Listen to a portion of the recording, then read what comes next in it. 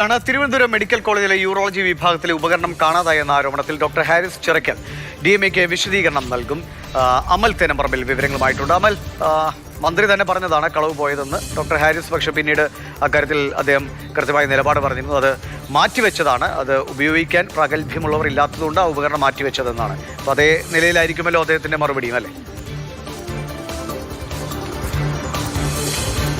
ഹാരിസ് ചിറക്കൽ ഈ വിഷയവുമായി ബന്ധപ്പെട്ട ഒരു വട്ടം മറുപടി നൽകിയതാണ് ദിവിഷ. അന്ന് ഈ 4 അംഗ വിദഗ്ധ സമിതി തിരുവനന്തപുരം മെഡിക്കൽ കോളേജിലെത്തി യൂറോളജി വിഭാഗത്തിൽ പരിശോധന നടത്തിയ സമയത്ത് ചില ആളുകൾ പറഞ്ഞിരുന്നു അവിടെ നിന്നും ഒരു പ്രധാനപ്പെട്ട മെഷീൻ കാണാനില്ല എന്നുള്ള കാര്യം. ഓസിലോസ്കോപ്പ് എന്ന് പറയുന്ന മെഷീന് 20 ലക്ഷം രൂപയാണ് വില വരുന്നത്. ആ മെഷീൻ നിലവിൽ അവിടെ ഇല്ല എന്നുള്ള തരത്തിലാണ് ആ സമിതിയുടെ റിപ്പോർട്ടിൽ പറഞ്ഞിരുന്നത്. അതിനുശേഷം പക്ഷേ ആ റിപ്പോർട്ട് തയ്യാറാക്കുമ്പോൾ പോലും ഹാരിസ് ചിറക്കലിൻ്റെ വിശദീകരണം കേട്ട ശേഷമാണ് തയ്യാറാക്കിയത്. എന്നിട്ടും പക്ഷേ ആ റിപ്പോർട്ടിൽ ഇത്തരമൊരു കാര്യം എഴുതി വെച്ചിരിക്കുന്നു. അതേ തുടർന്നാണ് ആരോഗ്യമന്ത്രി വീണ്ടും ഒരു അന്വേഷണം പ്രഖ്യാപിക്കുന്നത്.